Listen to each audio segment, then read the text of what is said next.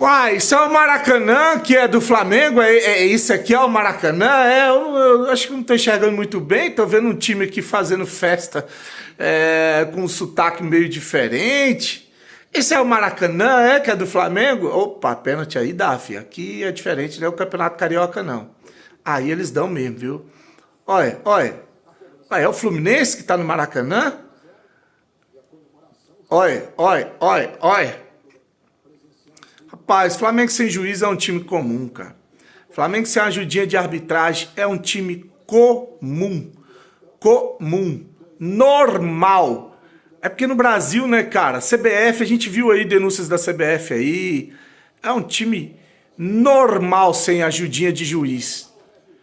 Chupurubu!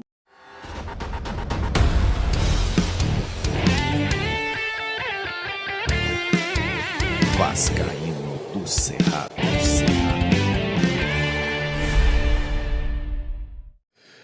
Fala família Vascaína, Thiago Fontes, canal Vascaíno do Cerrado, trazendo mais um vídeo para o canal. Vou gravar aqui da minha sala mesmo, vendo aqui os brasileiros se ferrando na Sul-Americana e na Libertadores, com exceção do Palmeiras que está vencendo, né?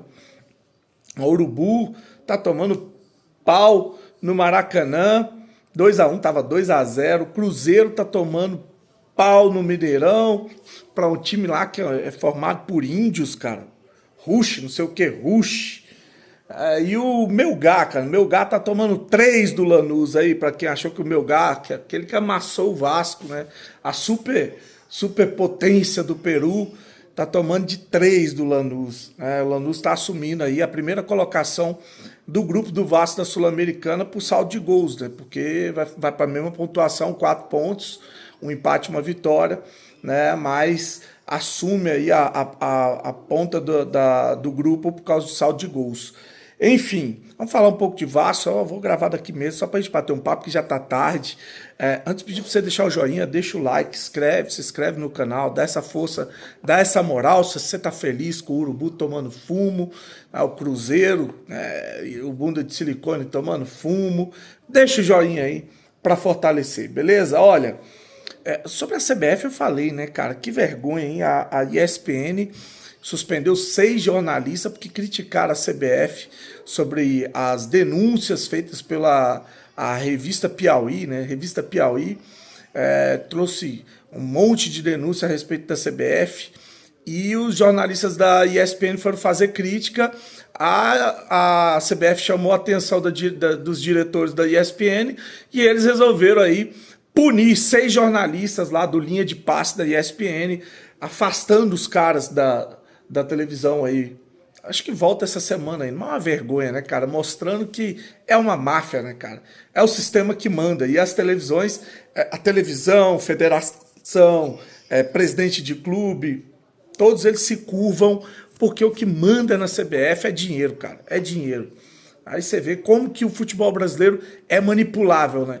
E ainda tem a questão das arbitragens, que não dá para confiar, né? Tá sempre os mesmos times sendo beneficiados. Aí o Flamengo aí a dificuldade. O Flamengo sem a ajuda de árbitro é um time comum. É um time comum. Esse Central Córdoba aí, ó, passando o carro por cima. Teve um pênalti claríssimo para eles, o juiz deu, coisa que se fosse aqui no futebol brasileiro não tinha dado. E teve um pênalti ali que o juiz deu para o Flamengo, o VAR chamou para falar para o juiz, olha, foi fora da área. E o juiz não deu o pênalti, cancelou o pênalti para o Flamengo. Se fosse aqui no Brasil, você acha o que tinha acontecido com esses 2 lances aí? Enfim, né? Então tá aí, CBF. O lixo que é, o antro que é de sacanagem, né? E dinheiro que rola para político, tá? Não abrem investigação, Ministério Público, CPI, porque rola muita grana para deputado, senador, muita gente ganha dinheiro. Enfim, vamos falar de Vasco, definido aí os adversários do Vasco na terceira fase da Copa do Brasil, vai pegar o Operário, os adversários, o adversário, né? Vai pegar o Operário de Ponta Grossa, o time que venceu hoje na Série B, jogando fora de casa, pegou o Criciúma e ganhou por 2-1. Atual campeão paranaense, é um time carne de pescoço. Tem lá o atacante Daniel Amorim, lembra o grandalhão que jogou no Vasco? Ele tá lá, Então é o adversário do Vasco. O primeiro jogo vai ser na casa deles no dia 21/5, esse mês de maio. E o segundo, não, 30/4, esse mês ainda, final desse mês. 30/4, primeiro jogo. E no dia 21/5, a gente vai ter o jogo da volta no Rio de Janeiro, em São Januário, provavelmente, tá? Então tá aí, né, definidos os confrontos do Vasco na Copa do Brasil. É o Vasco e Operário, Fluminense pega o Aparecidense, o Bahia pega o Paysandu, Botafogo pega o Capital, vai vir aqui para Brasília, Internacional pega o Maracanã do Ceará, o Fortaleza pega o Retrô, o Atlético Paranaense pega o Brusque, Palmeiras pega o Ceará, Galo e Maringá, Flamengo e Botafogo da Paraíba, quase gol do Urubu, só porque eu falei. São Paulo e Náutico, Cruzeiro, Vila Nova, Santos, CRB, Corinthians e Novo Horizontino, Bragantino e Criciúma, Grêmio e CSA, fechando os 10 confrontos aí da Copa do Brasil. Desde que acabou aquela... Se bem que dessa vez era um pote com o único time que tinha de Série A no pote 2 era o Ceará, que vai pegar o Palmeiras, né? Mas quando na CBF ia fazer sorteio aí, sempre evitava confrontos de times grandes, sempre botava os grandes para pegar os pequenos, né? De uma maneira bem mandrake, para poder fazer os grandes chegarem mais longe. É porque tem audiência de televisão, tem grana envolvida. Aí tinha aquela... Lembra do Roger Flores lá no sorteio da CBF, escolhendo as bolinhas? Teve um outro de uma mulher também escolhendo as bolinhas. Hoje eles mudaram. Não é mais assim, não.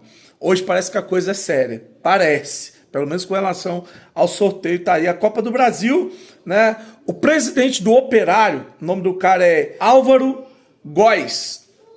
Cara, ele comemorou o fato de não ter pego o Flamengo, o Palmeiras e o Corinthians. Disse que o Vasco é um adversário que dá para passar, né?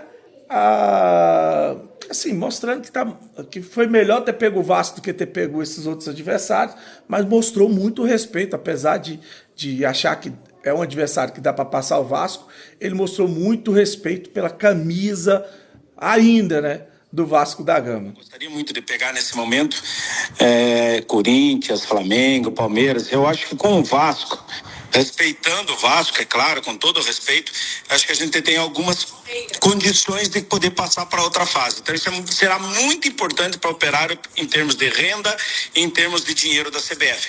Então vamos torcer para que isso aconteça, vamos ver se a gente faz um bom jogo, um bom futebol, para trazer 2 resultados positivos e poder passar para outra fase inédita para o nosso Operário. Vamos falar em camisa, Vasco e Operário em camisa, é claro que o Vasco é muito mais forte que nós, é muito mais poderoso, né? Mas eu acho que o Operário tem condição de fazer um bom jogo, né? Bom futebol, tem time para isso.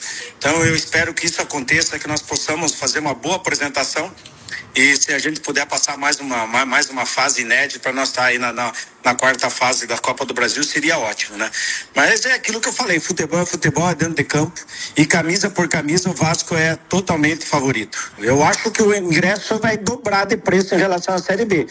Não, tenho certeza disso. Porque nós não queremos vender ingresso, nós queremos que as pessoas se associem, nos ajudem. Eles querem ver um Operário numa Série A do Brasileiro, então nos ajudem, nos apoiem. Dá um voto de confiança a essa diretoria aí, a gente vem fazendo um bom trabalho, então espero que isso aconteça, para que nós não precisamos pôr ingresso a 400, 500 reais, mas sim pôr sócio torcedor, pôr os nossos princesinhos lá dentro torcendo pelo nosso Operário. Então a hora, se gosta da cidade, gosta do time, quer ver um bom futebol, se associe, nos ajude, porque se a gente passar pelo Vasco, com toda certeza teremos um time mais forte ainda para vir o Germano Krieg.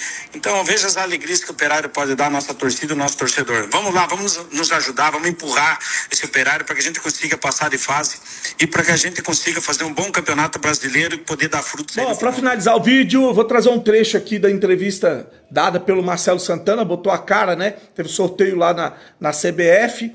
E aí, cara, ele falou sobre o jogo de ontem, disse que para ele foi só faltou a bola entrar mais vezes, mas que o Vasco jogou bem, a pressão em cima do Carille, falou que isso é normal no futebol brasileiro, né, que o trabalho vai estar sempre sendo avaliado.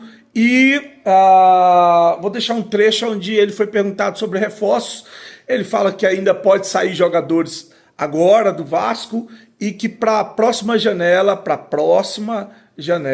ó, o Flamengo tomando outro, quase tomou mais um.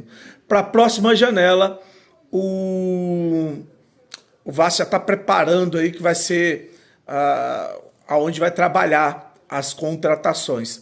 Marcelo Santana, esse que contratou o Lloyd, que contratou o Emerson, que contratou o Alex Teixeira, o Souza, o Jean David, esses jogadores todos aí que foram contratados pela gestão Pedrinho, com exceção de 2 que estão rendendo agora, né, o Coutinho e o Nuno Moreira, esse mesmo aí, que eu vou deixar falando aí, para fazer essas contratações na próxima janela. Isso só pode ser brincadeira, né? O Pedrinho já tinha que ter dispensado pelo trabalho horroroso feito nas contratações na janela. Esse cara já não era para estar no Vasco há muito tempo. Não adianta só ficar pedindo...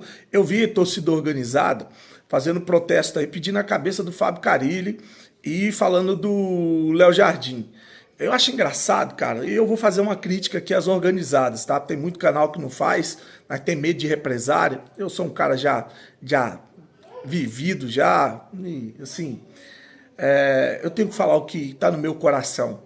É engraçado que as organizadas, elas não fizeram protesto contra o Osório, não fizeram protesto contra o Salgado, não fizeram protesto contra a venda do Vasco para 777, inclusive apoiaram a venda do Vasco para 777, não fazem protesto contra o Pedrinho, aliás, fazem protesto em favor do Pedrinho, que é contra o Carille, porque pelo que eu sei de bastidor, eles não estão satisfeitos com o Carille, né? Há uma pressão para que o Carille saia e uma pressão para que o Léo Jardim defina a situação dele com relação ao contrato.